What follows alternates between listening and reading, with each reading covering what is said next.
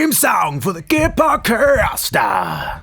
You like this new camera there, Uncle Liam? What do you think about that, mate? You're looking great, mate. You're sounding great. You're looking great. You're feeling a bit better after a month of sickness? I'm like mostly...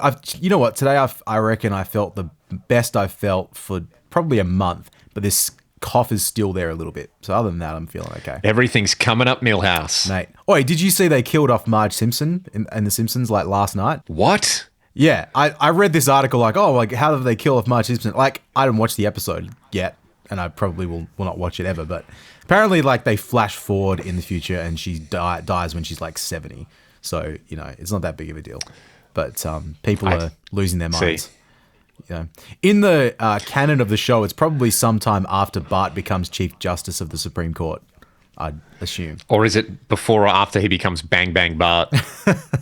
He's Bang Bang Bart first, and then he gets his act together. Oh, no, he doesn't become Bang Bang Bart. Todge, if you're listening, you'll know what's going on. You can fill us in. Exactly. Mate, very quickly, let's talk about those Fremantle Dockers. On a bit of a streak at the moment. A winning streak, that is. 5 in a row. Hopefully 6 after St Kilda. Flag mantle, brother. You're going to join? You're going to be a Freo member, mate? Come to the dark Absolutely side. not. But if they made the grand final, would they fly you over to do some pre-show? I doubt it, but, you know, we can always ask. They should. To do some pre-show. Mate, morale. Yeah. Get in Piercy's ear and be like, Piercy, you're going to make the granny and I'm going to be there. We're going to do it. They'd somehow find a way of getting Kevin Parker there. So, you know, it's him, me.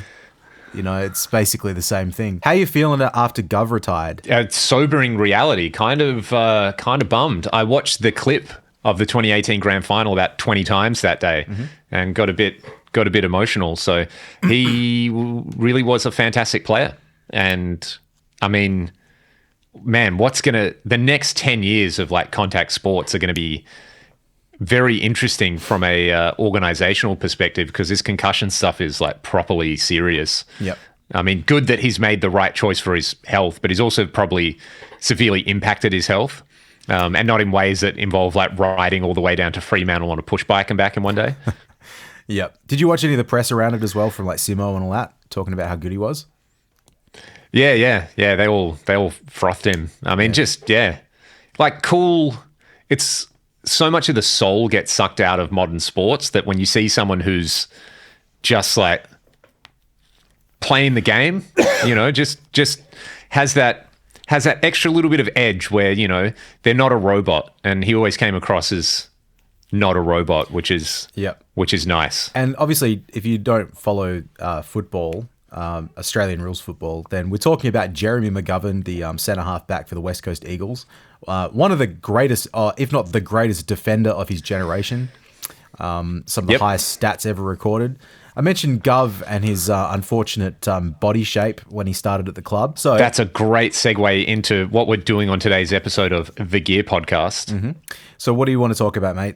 Tell the people. Mate, we're going to do controversial guitar shapes. Oh, hey. Because obviously the internet is exploding with rage and joy at the new Herman Li PRS, which I will admit is an interesting collaboration, because Herman Li isn't somebody I normally think of when I think of PRS, as I'm sure a lot of people. Yep. And yeah, so we're diving straight into it. And, you know, there's a bit of purple happening, like your beloved Fremantle Dockers. But so the model's called the Clio.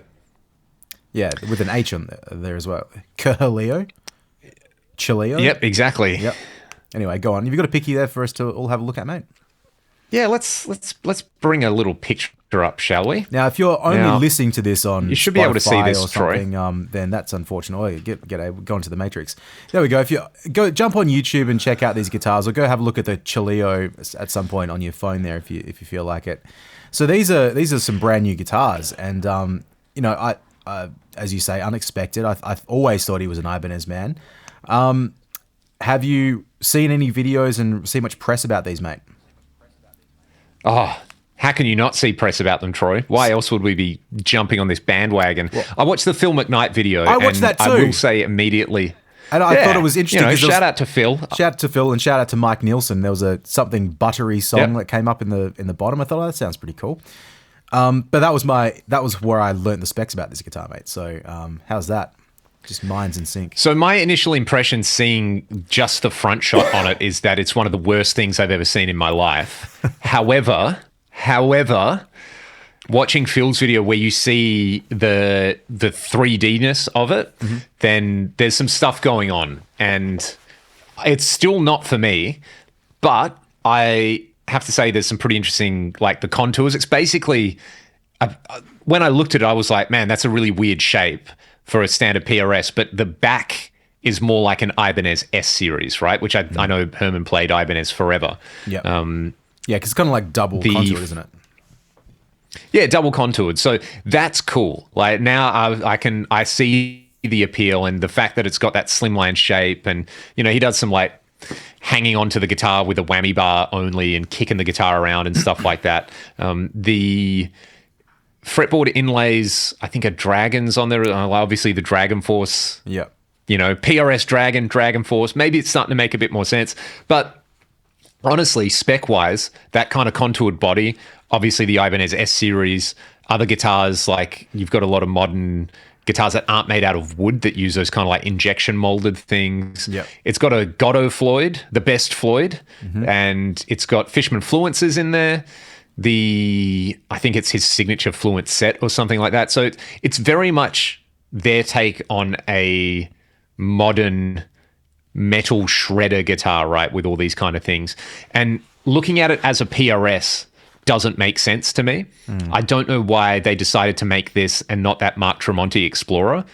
So I thought the Mark Tremonti Explorer like had way more vibe. That was like, if I can bring that up without spoiling what we're looking at. Hey. That was a pretty cool spoiler thing. Just spoil all of them, mate. There you go. Yeah, bam, bam, exactly. Bam, we're just going through some guitars. Bam. Anyway, episode over. People have seen that photo of Mark Tremonti. It's sort of like a PRS Explorer. I thought that was really cool. It's interesting that they're deviating from, I guess, the core design in a big way here. What are your thoughts, mate? There's a few things like, now that I'm looking at it with a bit of time, like my initial impressions were like, okay, whatever, it's just another guitar. I don't mind the dragon inlays. It's kind of cheesy, but it's a little different, and I'm cool with that.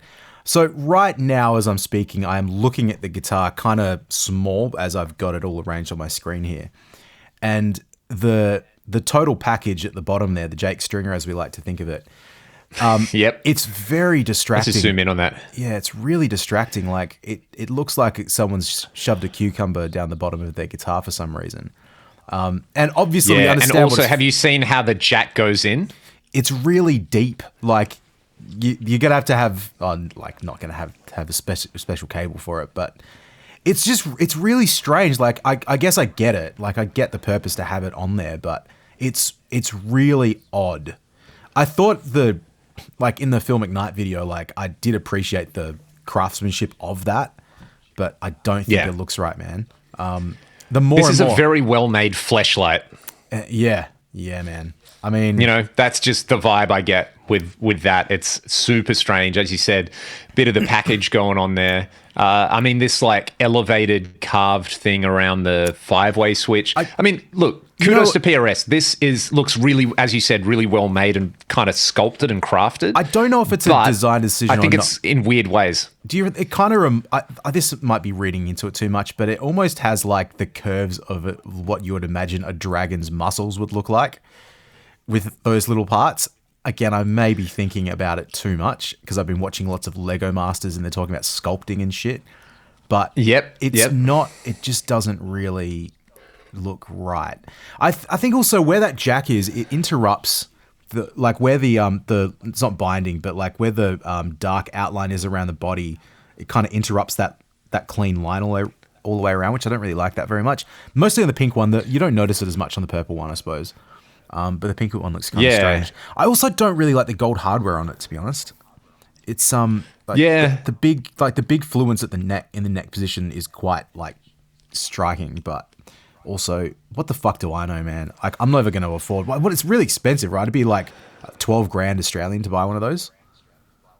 I mean, yeah, it's around 5 or 6 US. You know what I don't understand about this too, it's man? Interesting. Put it that way. Yeah. Not for me. Yeah, not for me either. Like, I don't understand, like, because there was that video that, again, my reference point for this guitar is the Phil McKnight video. So I'm sure there are others that I should check out if I was that interested. But like he showed a little clip of him playing this guitar or one of the early versions where he snaps the neck off it.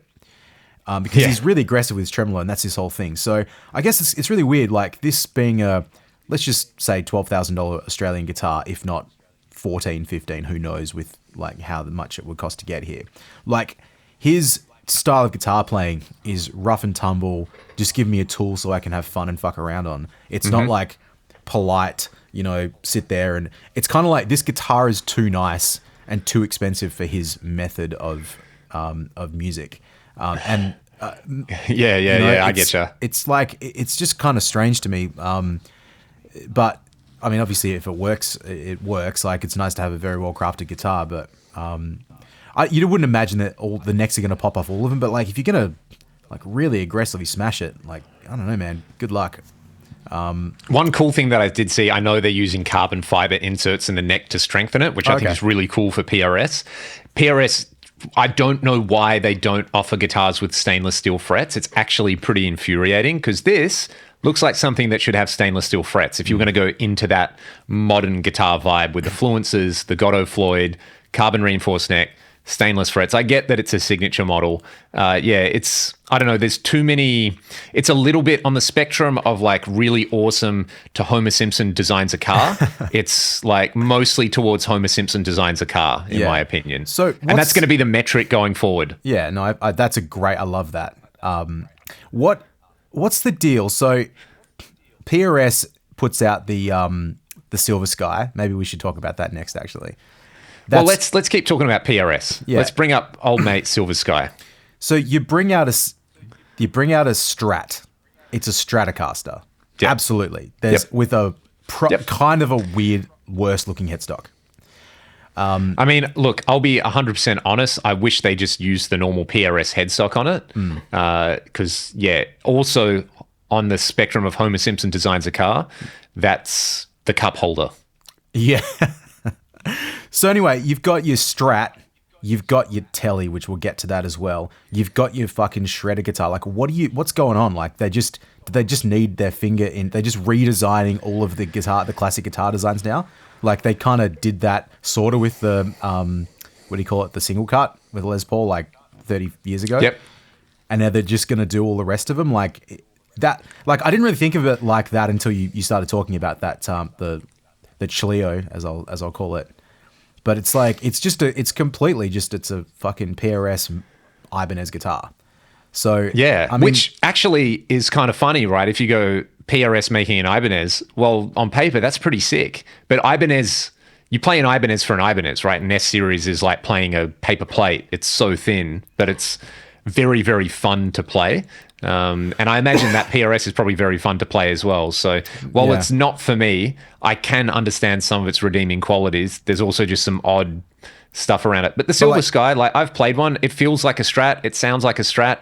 It's them doing a Strat. I mean, the single cut I have, I love. It's not exactly a Les Paul, but it is its own thing, and it has some Les Paul-ish aesthetics. Yeah. Like I've not. Same with the Silver Sky. I haven't liked the Silver Skies I've played, to be honest. And I've played a couple of USA ones, and I've played a couple of I must have played a couple of the SE ones too. They just don't. There's something about them that doesn't feel exactly like what I want a Strat to feel like, which maybe that's the point too. So, you know, I guess you can't knock it too much for that. But it's like, the ones that I played, the USA one as well, something about the lacquer on the top of it, it felt kind of cheap. And, you know, like there's like almost a plasticky feel about some PRS guitars. It's almost like it's like... It's the thick poly lacquer. Yeah, and that's what I got from it, whereas like some of my cheaper Strats... I don't know if it's just because I'm used to it or not, but like they just feel a bit more natural to me when I've played them. So I don't know. Well, like go on. I was going to say for all of that, I dig this. Yeah, you know? I kind of weirdly. You're going to redesign a guitar. Yeah, I weirdly do too. I think that body shape works better with that headstock. And look, the PRS headstock kind of the usual way around. The narrow fields. The bridge on this is interesting. I think this is a really cool way to keep the old school telly aesthetic, but do something. It's basically, you know, they have their old school stop tail bridges like on my single cut with the offsets for the intonation. I think they've just done the same thing, but instead of having 3 brass saddles like a typical telly. There's just two. Yep. It's very elegant. Like this, I would rock this. I like this. I really like that dog hair finish on there.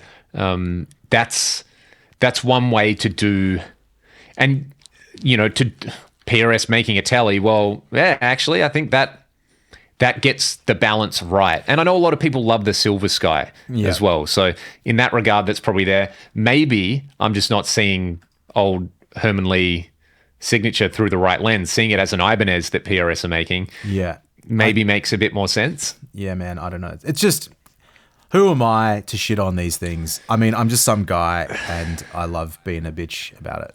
So maybe that's the answer. Well, I mean, we're just going to edgelord through this whole episode. Haters, let's be haters. We're haters. Yeah, the other thing that this Herman Li guitar reminds me of is not this, because we'll get to all of these. I just need to get to the right tab.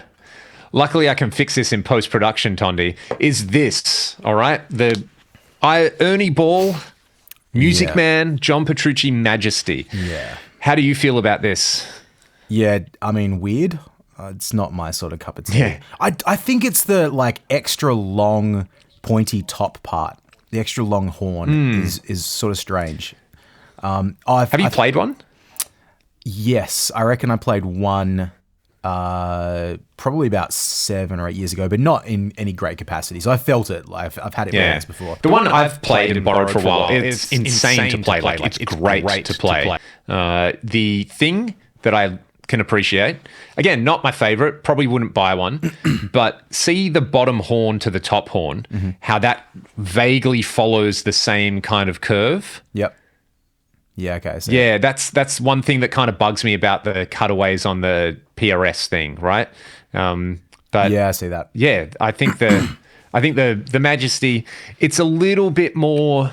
And maybe this is just because it's been out for a while, so we're kind of used to it. I much prefer the JP15, JP6 look for the Petrucci signatures. I think they look I agree. classy. They sort of suit his aesthetic. This, there's a bit, maybe this is 60% Homer Simpson designs a car, 40% pretty bang on, whereas maybe the Herman is 70%. But the trem, that's kind of cool the way they've matched up, the bespoke hardware. The inlays, you don't immediately notice that they've got that shape. You're just oh, cool dots. So it's kind of understated and ridiculous at the same time. And I know if you that is the perfect the Majesty actually is the perfect guitar for someone who wants to play like Petrucci. It's to type. I think for the Mayer thing, but you could just get any Strat and do it. You know what I said about how Herman Li kicks his guitars around and is a bit violent with it? That's not really the way Petrucci plays. It's up high, it's very precise, and that's it's a guitar made for precision, and it sort of it works for that. I think that's partly why the other one, it feels really strange to me, because it's he's such a precise shred player, Herman Li, but it's still kind of it's at odds with just being ridiculous as well. And it's almost like the other guitar. It's maybe it's partly the cost of it as well. It sort of feels like it's at odds with each other. The cartooniness, it's not cartoony enough. It's too. I think it'd be cool as an SE, right? If they did an SE version with fluences and a Floyd, that'd probably be, and maybe just plain colors, but keep that same kind of carve going on. I think that might be a cool thing, and they're probably just doing that. They'll easily sell out that limited run. There's 200, and it'll probably then become. Yeah. I mean, there's enough people who are going to vibe with that, and, we don't want to yuck anyone's yum if you're super into it. Again, it's a PRS Ibanez. Same way the Majesty is an Ernie Ball version of an Aristides or something like that. So while we're talking about guitar gods and their signature models, let's switch over to the Italian stallion, Steve Vai, and the PIA. And I've purposefully chosen this black one on here because I made the point that this looks like a black leather couch. Yep. Yeah, I see. Right? That. You go to an importing store that sells Italian furniture, and they'd have a black leather couch with gold trim and a table with that kind of gold leaf and marble look on it. That's the vibe here, right? And it definitely suits Steve. And I also like that it's for his wife. That's where he got the idea. So extra points there. I think it is just weird seeing it not be a gem. Yeah, I think I get a little turned off when guitars are a little too appointed with, things. Like it to me, it's just a little gaudy. The monkey grip cutaway, which is I don't know what they call that now. It's clearly not a monkey grip, but like the shape of them, it's really pretty, and I appreciate that. But then just like all the detail on it, even though it's black, but just something about like the way the pickups look and the fretboard, it's just too much. And I think there's more detailed versions as well of that. It's weird. It's like, it's not like this is a new thing for Steve Vai. Like if you think about the flowers, like gem, man, I love the floral gem. That's the best gem. Yeah. So who am I to talk about any of this stuff? But there's something that still, I don't know if it's just because it's been out for so long, but there's something about that guitar that feels maybe a little bit classier. Like this one seems more like upper class elite. I don't want to say that sounds really strange, but it's like it's very like cocktails. Whereas the other one is a bit more like maybe it's the hippy dippiness of the flowers, which is not really that, but it kind of has a bit more. I don't know how to describe it, but yeah, that one just doesn't really like hit it on the nozzle for me. It's an interesting one. I having played one, I mean, they play great, and it suits the Ibanez thing. I think this is only about 30% in the direction of Homer Simpson designs a car, because really Homer Simpson designed a perfect car with the gem, and they've just, they've just added a few, like they've taken it to the Italian wholesaler and decked it out in like some faux leather and things like that. Matt, there's so many Ibanez guitars. Like we spoke before this. Now that we're talking, there's more that I'm thinking of that don't pull them up. But like talking about signature models, like you think about the Red Beach Voyager, which I would love to own one of those guitars, but it's very strange. Like that cutaway at the back. The five Ibanez also are like, they'll give anyone a signature model after long enough, right? Like surely they need to give you an artist deal, and you need like a purple Ibanez on top of the stadium, and in 5 years it'll be the Troy Navaban signature RG, and it'll be purple. Can we quickly take one slight detour on this conversation? I don't know if it's because it's been out for so long you're just comfortable with it, but mate, bloody one of these boys. Just a simple Iceman, and like this guitar is going to get some treatment. And I mentioned about being gaudy. I'm going to do a couple little gaudy things to it, which great, but it's not a signature model. It's like just a fucking like let's have a laugh sort of model. I bought this guitar. I still like the Ice Stroyer more than the stock Iceman. I wish they made one of those for real that you could purchase. The Iceman Destroyer thing. Like I think this looks like a fist doing this, and I've always just loved that look. So the funny thing is, imagine you got the Ibanez Iceman. Would that thing fit in the Herman Li jack? Oh my god.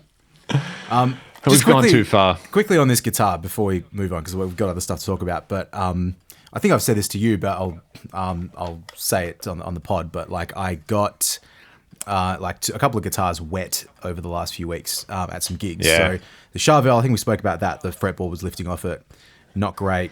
My Explorer, which I've had for the last year and a half and done a bunch of gigs with, that's absorbed a bit too much moisture, so there's a lot of inconsistencies in the fretboard now. So I'm going to wait till it dries off a bit more, which may or may not happen. Who knows? It's still playable, but it's not really perfect.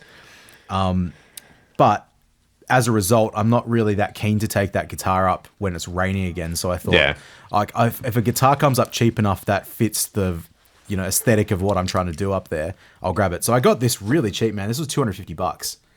Wow. Yeah, it's bargain with a dime bucker. With a dime bucker, that's Australian, so it's like $150 US. I got this for. It's a Korean-made IC200, so it's not a fancy fancy Iceman.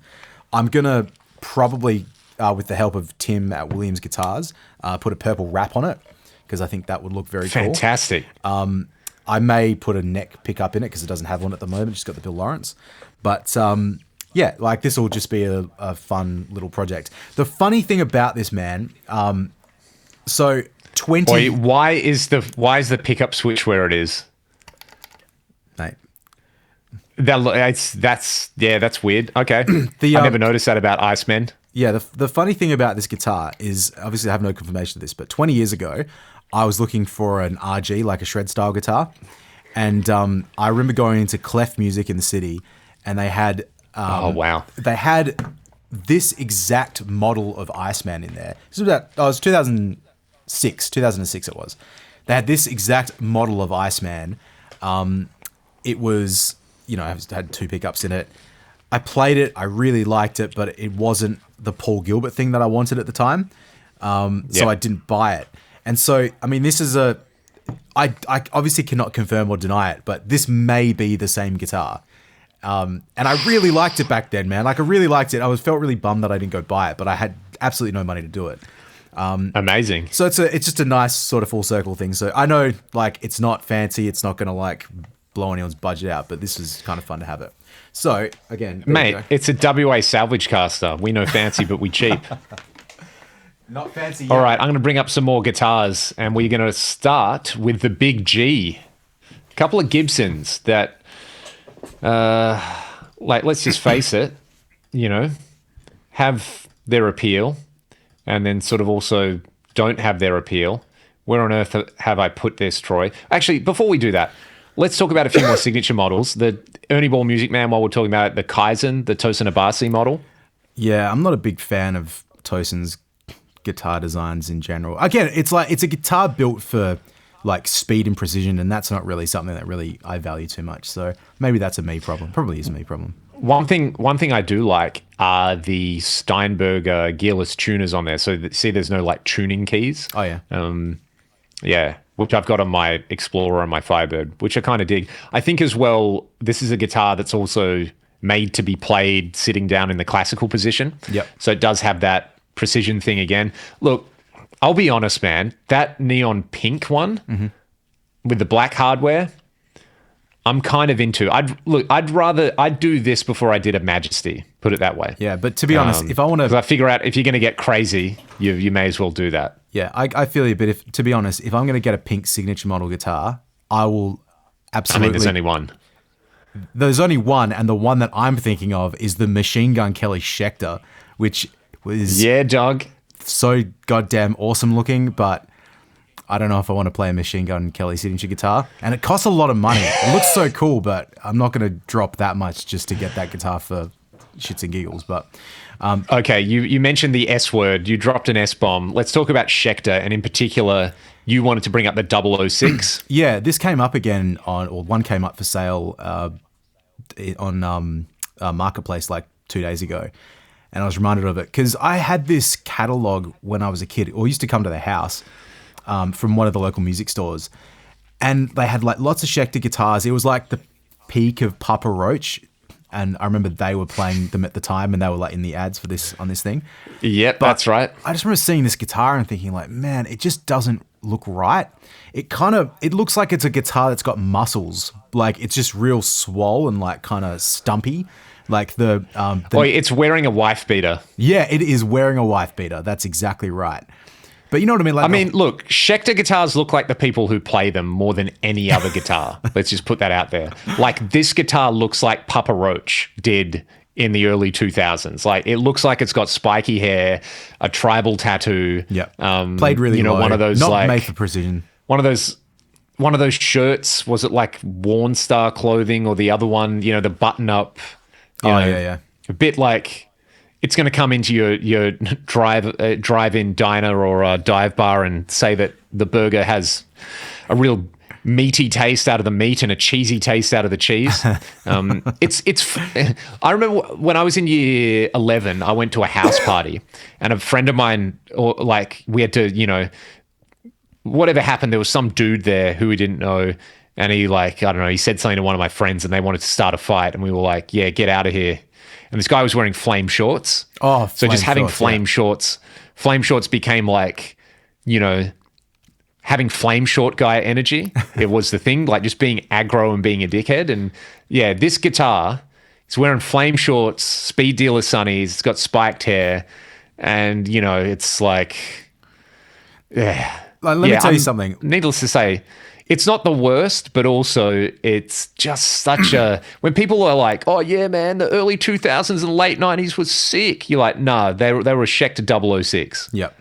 Let me tell you what that guitar would feel like. Close your eyes, and you can feel free to do this time. Someone gives you this guitar in 2025. This is what it's going to be. A, dusty. You know you get dusty guitars? It's just going to have dust all over it. Yes.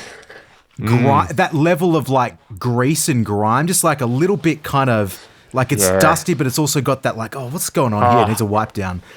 And then you know the action is going to be too high and the strings are going to be rusty. Like, Jesus, Troy, you have absolutely inflicted body horror upon me with that. Yeah, it's a visceral guitar, so I do not like that one. There's a lot of Schecters that I'm not into. I hate being such a...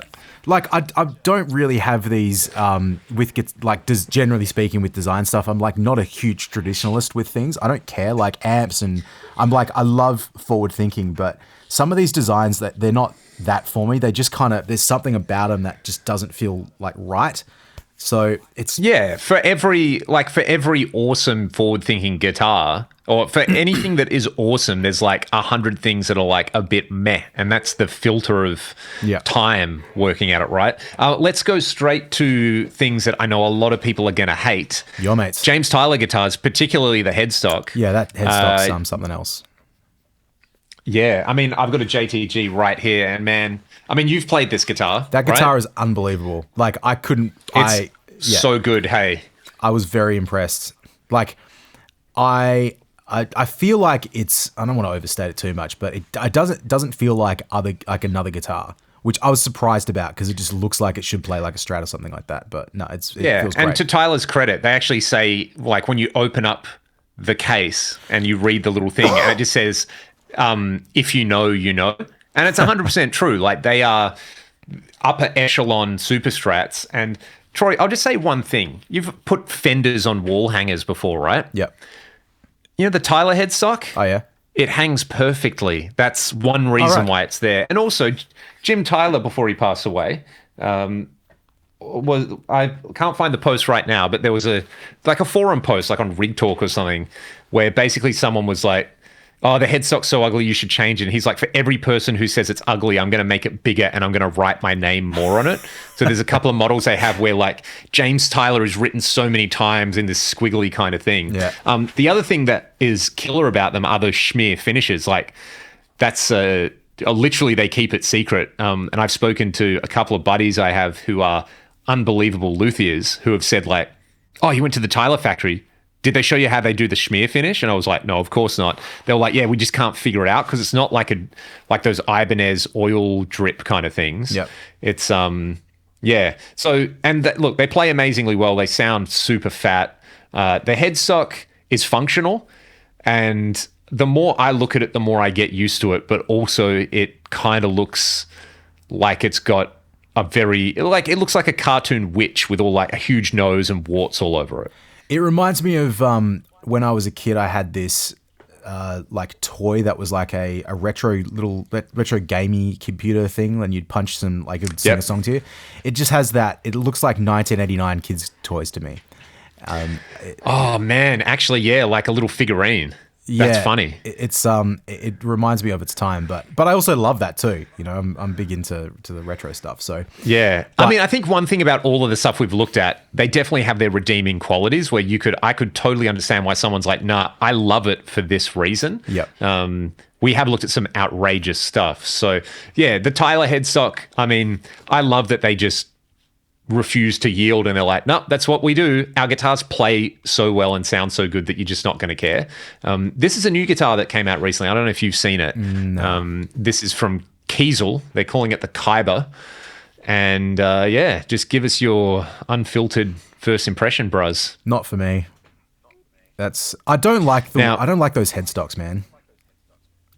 Yeah, so it's a new headstock thing for them. I think basically the thinking with this is it's a headless guitar, but with a headstock, if that makes sense. So like a lot of the lines and things like that. Oh, so it's a guitar. One thing that I am personally not super into is the like spalted maple thing on fancy metal guitars. Yeah.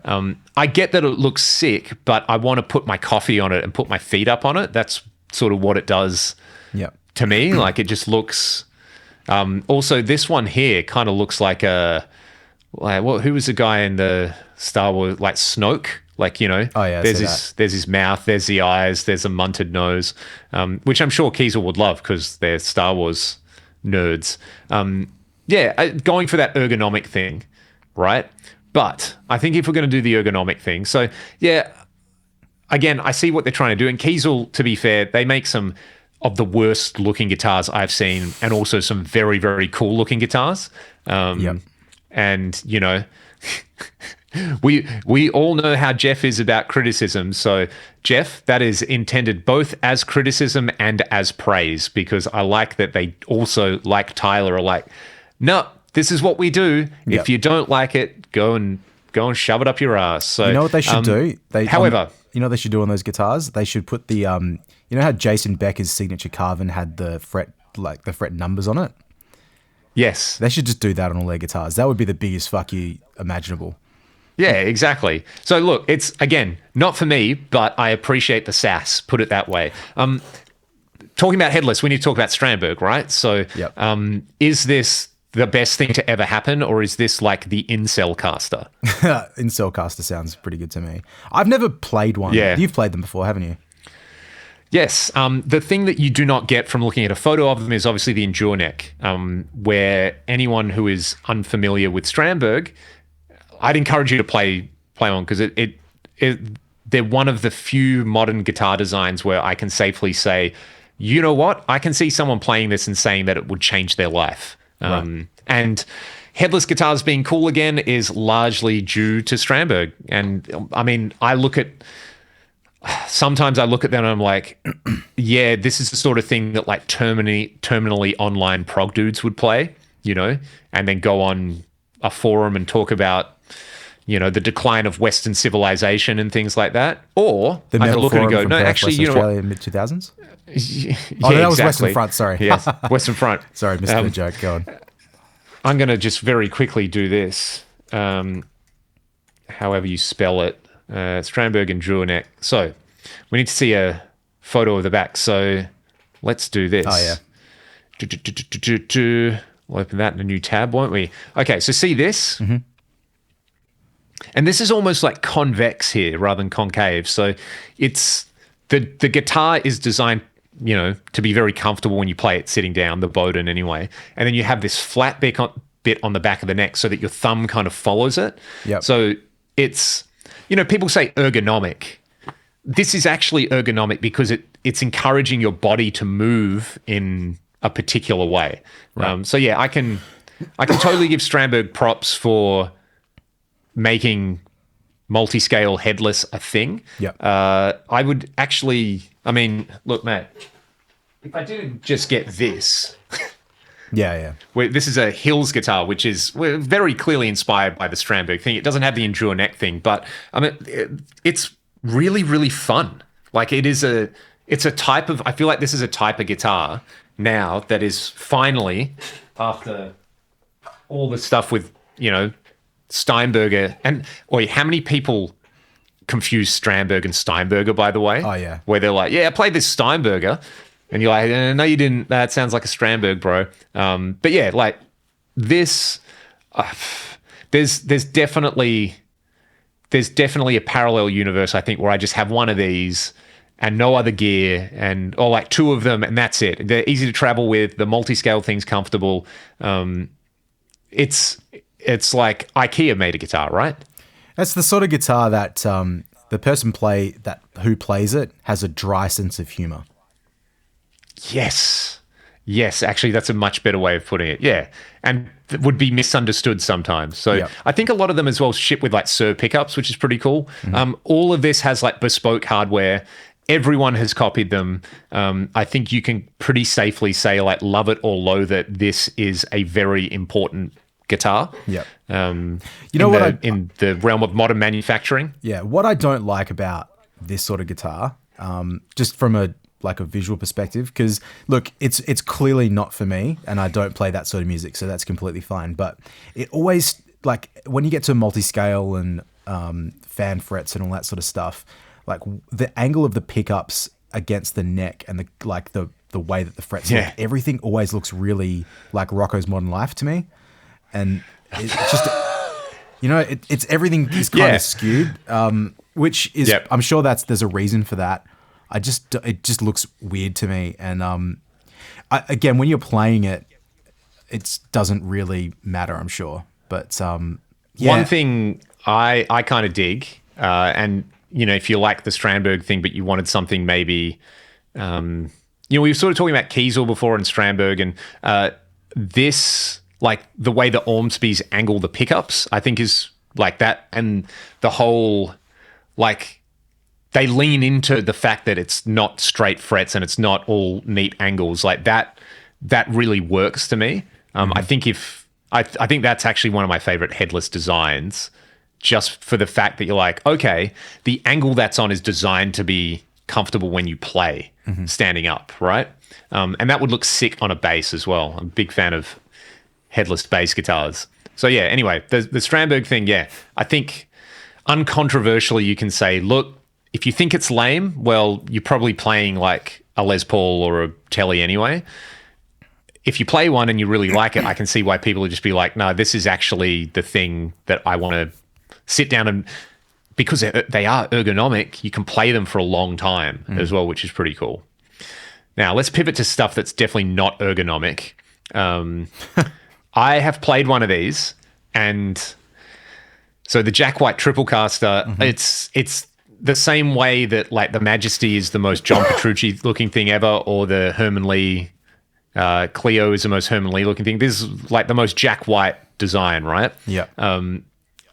It kind of looks like, it looks like someone who would go to the Mustang on Swing Dance Night, right?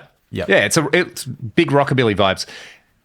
I've played one of these. The neck and the frets are like a sick shred guitar neck. It actually is so easy to, it's like secretly an Ibanez RG 550, but it's got into swing dancing. Wow. That's kind of interesting. Yeah, it's not my sort of thing. I'm gonna change my tune. I'm not gonna be such a like a bitch about every guitar that comes up from now on. So I'll try and find the nice in it. Which it's got an aesthetic about it. It's the thing that is the strangest is I think just seeing those pickups on that guitar, because the rest of it is it's just a Telly with a Bigsby, right? Like it's not really that. And what's on the top of it? Is that just odd bridge? The where your arm would go on the top of the guitar. What is that exactly? Is that a saddle? I think it's like a scratch plate style vibe. Right, okay. That's an inch. Yeah, it looks like a saddle to me, but that's kind of detune. It's cool. It's actually a pretty functional guitar, and it's got a lot of weird sounds in it, which, I think the Telecaster in general is a great platform to do weird stuff with. Yeah. Oh yeah, absolutely. It just feels like you're holding a piece of wood. Like it's not. You're not holding like this crafted machine. It's just it's like a floor, not a floorboard, but you know what I mean. I sort of appreciate that. While we're talking about Jack White, this is the Jack White guitar, right? Yeah, talking about Rocco's Modern Life, like that's my God, in a nutshell. Have you played these ones? No, I feel like this is like someone I know's got one, but because they're plastic, right? The Airlines. I think so. Yeah. Look, the good thing about these guitars is also the bad thing about these guitars, which were like they are so tied to early 2000s indie rock that it's like, it just it looks like a toaster from the 50s, right? Yeah. And I can't imagine they play well, but I get that was also the vibe of the White Stripes. Like, let's do things that are cool, but also not cool. So there's like it operates. This being the Jack White guitar operates on that sort of like, well, obviously it's not for people who are guitar nerds. This is about like culture and, what is art and stuff like that. So there's like a meta-ness about it, but also genuinely one of the least appealing things I've ever seen in my life. Well, there's a lot of guitars, like, I don't know if he pulled any up before, but like, I remember when I was at uni, there was a guy that was really into old Japanese guitars, like 60s, like Japanese guitars. Yeah, right. Not copies of like Les Pauls and that, but they were just really strange, body shapes. And it was like, it had a similar aesthetic where it like looks like a guitar, but everything's a bit sideways. Or those, what were they? Italia Modinas? Have you seen those? I've seen those, yeah. That wasn't the one, but there's like something about those guitars, having played those, because there probably is still a lot of them around Perth. There were people bringing them in for a while. But the same thing about that, it's like the action always feels like it's too high. Like that guitar, even though peaks. Yeah, it's not easy to play. It's the aesthetic of it is more important. And also the volume and tone pots, like where your arm is.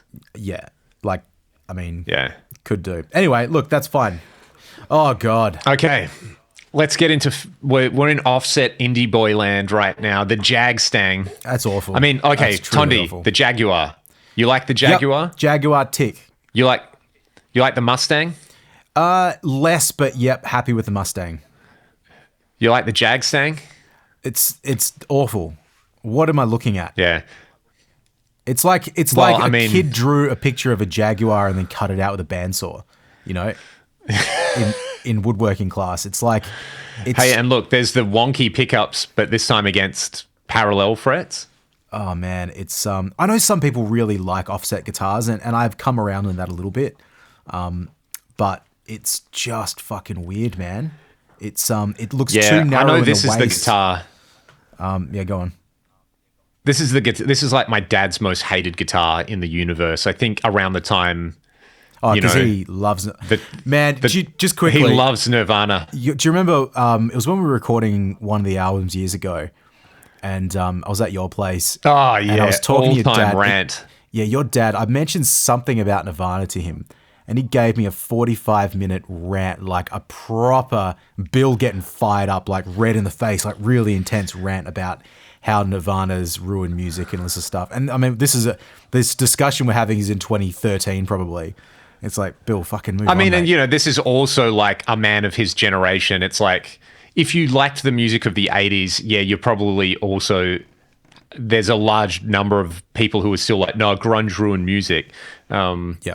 So that was an all-time, like, you experience a small amount of my childhood with that 45 minutes. But also, I just remember him being like, man, I remember seeing this photo of this thing called a Jagstang, and like, like offset guitars, like you can do them, but this was just the worst thing I'd ever seen. And I think you said a similar thing. It looked like a child drew it with crayons. So, yeah, you know what it is? I'm going to tell you what part I hate the most about this. And I think if it was not for this, I'd maybe I'd get over it.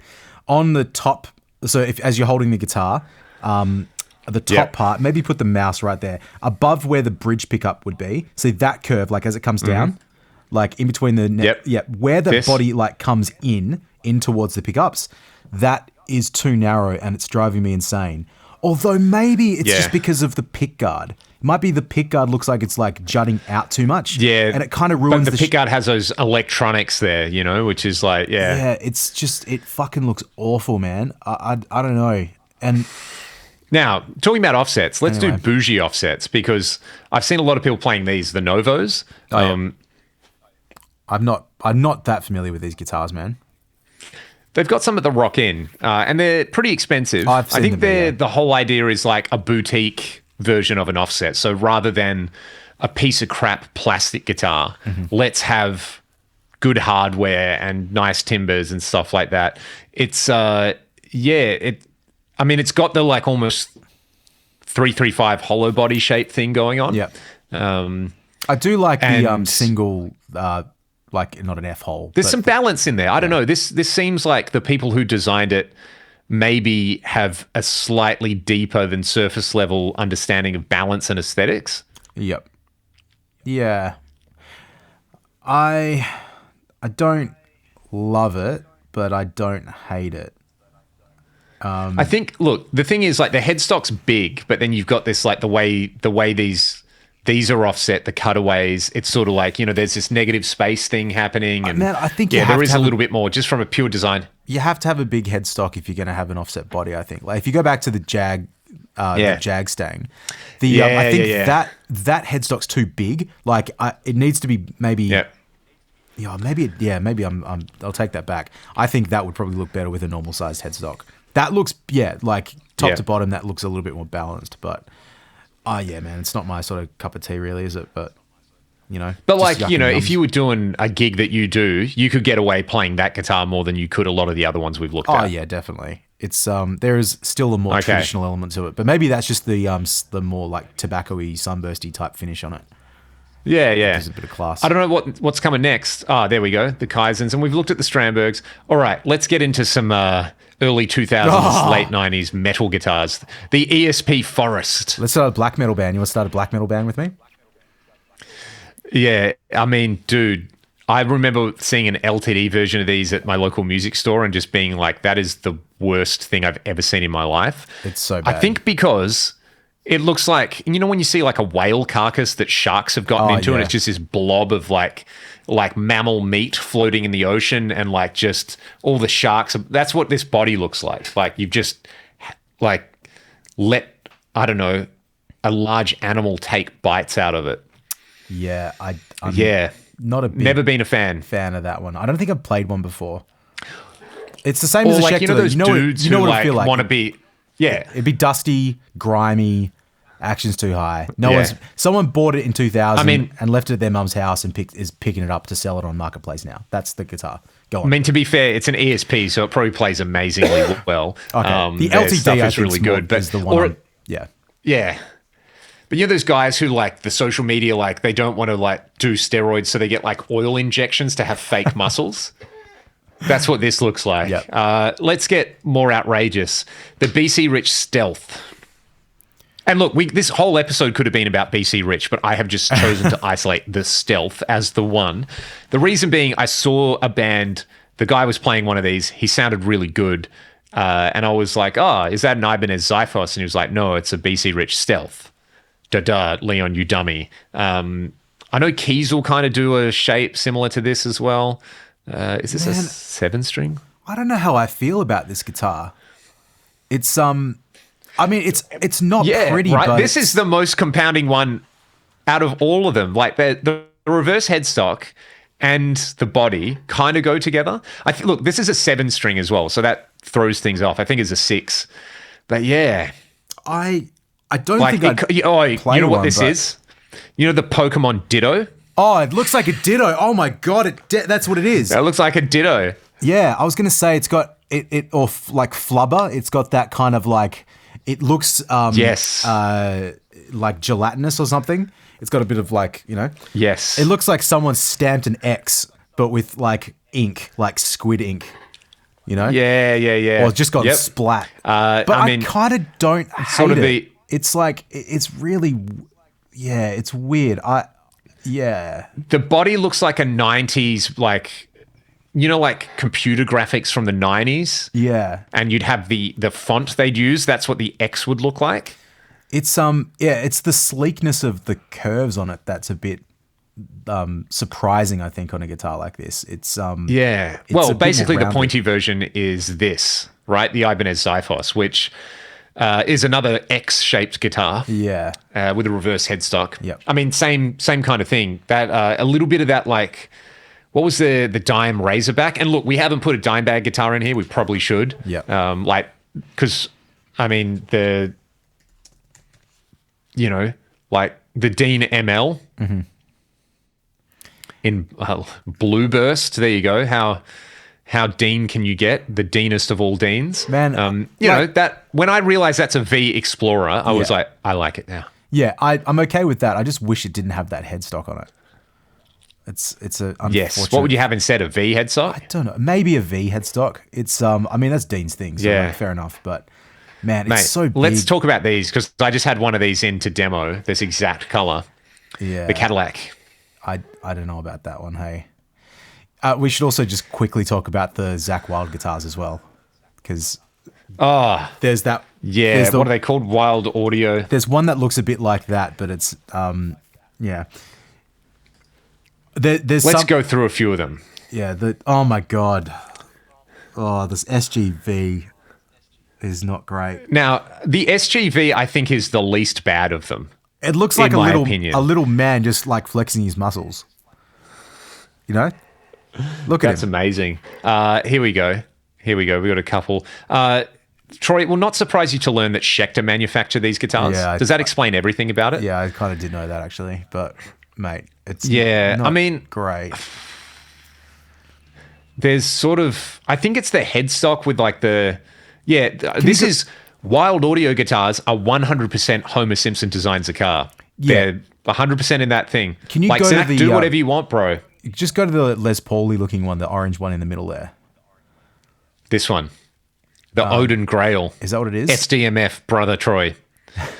This one. Where the cutaway is, like that shape is awful. Like I don't understand the purpose of that. That's the most off-putting thing about it for me.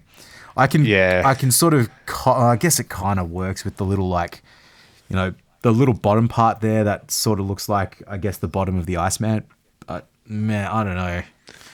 I don't know about that. I mean, look, they probably play good and sound good, and you know, like Zach obviously uses them, but whoa, man, it's totally like, the most Homer Simpson designs a car out of all of these. The Herman Li one was 90% Homer Simpson designs a car. Yep. This is, I don't know.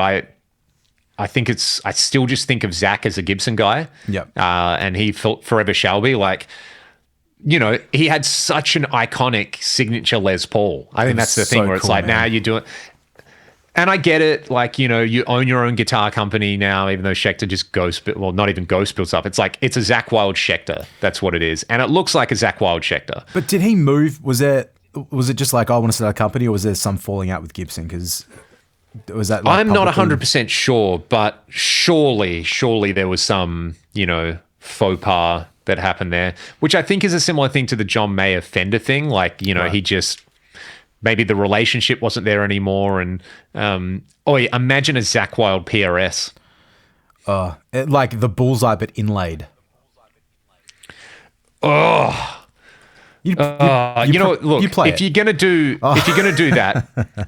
that, just do this. I feel like this is the perfect guitar to end this episode on, because if you're gonna do gaudy, if you're gonna do weird shapes, if you're gonna do something that really, you know, is a talking point, the Minarik. Yeah, we played with a band in the States with a guy who had one of these, and I was like, I mean, I cannot believe that you actually own one of these.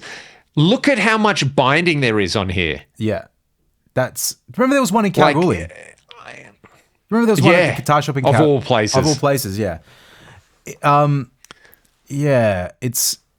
that's taken Flame Shorts to the next level, isn't it? This is the Guy Fieri caster right here, ladies and gentlemen. You know what? I said we were going to finish this, but a couple of other guitars that sort of came along, and where on earth are they? The Gibson Futura, which was a guitar they kind of never made back in the day, like basically an alternate version of the Explorer. But you mentioned that Jared James Nichols is playing one of these at the moment. Yeah, it's got the Dean headstock. Yeah, I'm not sure if he's playing. I think it's an original, but I feel like they've also made him a new one too. I saw it on Instagram. Yeah. It looks like it's from the Jetsons. It looks like like someone's done like drawn a picture of an Explorer from memory. But that they're also 14 years old and they kind of only know what it looks like, kind of, you know. It's a couple of other. This is in my Hall of Shame because I think it is easily one of my least favorite guitar designs. Mostly because I love the original so much. Like, I love the Firebird, but the non-reverse Firebird is jank. It doesn't work, man. Again, you drew a Firebird from memory. Yeah, it's someone with big shoulders again. You know, like tall neck, big shoulders. Oh, look at the controls. I hate it even more now. Why? Yeah, why? That flame guitar, like seeing the 3 knobs in a row like on a Hamer that doesn't look right either for some reason. I don't know why, but that's no good, man. You know, I don't like. Man, wow. We have. And and then you've got this level of stuff, right? I don't know if you've ever seen this, the can opener guitar. Oh, I don't think so. The Gibson Corvus. I don't know how many they made, but it looks like can opener, right? Oh, it totally does. I've never seen that before. There's so many. And I mean, I guess like that's the thing. Like anyone who says a Strandberg looks bad, look at this. Like there's so many guitars that just have not like lasted the test of time. You know, that's why Strats and Tellys and Les Pauls Yep. and 335s. Like, I guess it all works. I've been such a whinging little baby on this whole episode and just yucking everybody's yum. If you like the guitars, that's cool. I mean, I like What's a sparkly guitar guitars. design that you like that you can guarantee other people will probably hate? It's hard to say, man. Like, so for example, I love Taylor Swift's Rhinestone guitar. I think that looks really sick.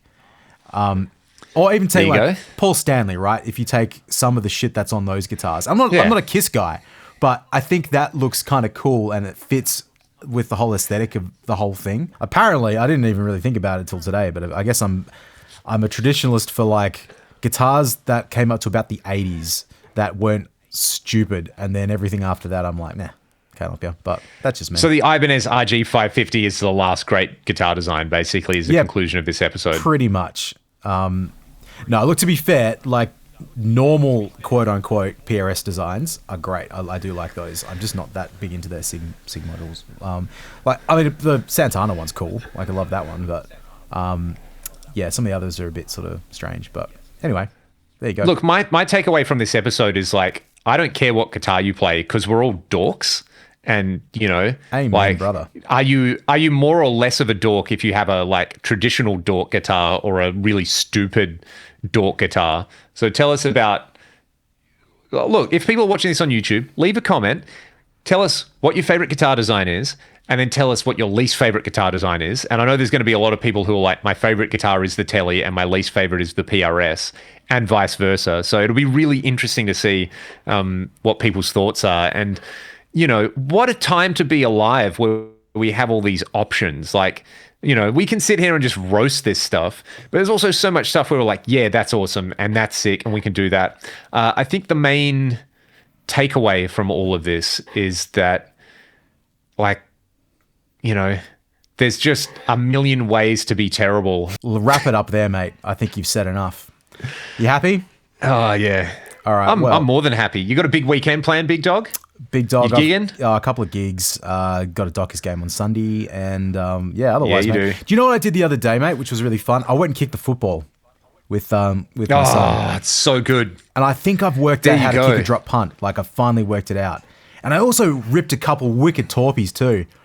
It was you it was did. very good. Did you watch the Dockers Essendon game? I'm assuming you didn't, but there was one. I didn't know. Nate Caddy, the full forward for Essendon, just like Ripped the torp? Yeah, like a 70-meter torp, and everyone was like, Hell "Wait!" yeah. And they just panned back to him afterwards. He was just like, "Yeah, I did that," you know.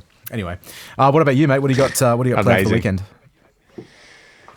I got a gig Friday with the boys, and then I think it is, what is it, Supernova on the weekend? So yeah. Ellsworth will be out all weekend doing that, and I'll probably just chill out with the cats and just be a guitar dork, as we all are. Must be nice, mate. All right, well, Hey, one more for you.